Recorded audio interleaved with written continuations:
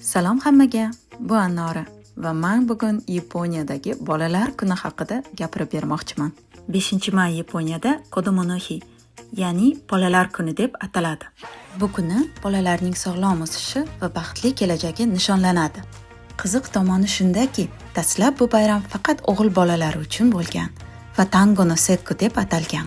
1948-yildan esa barcha bolalar uchun rasmiy bayramga o'zgartirilgan. Bu kunning eng mashhur ramzi koinobori, ya'ni baliq shaklidagi bayroqchalar. Har bir baliq oiladagi a'zoni anglatadi. Qora baliq ota, qizil ona, kichiklari esa bolalarni bildiradi. Uy ichida esa kabuto, ya'ni samuray shlemi va qurollari maketi qo'yiladi. Shuningdek, kashi va mochi, shirali guruch pishiriqlarini yeyishadi. Baliq chizishadi, qo'shiqlar aytishadi va turli o'yinlar o'ynashadi. Qaysi qo'shiq aytishini men stories'imga qo'yaman.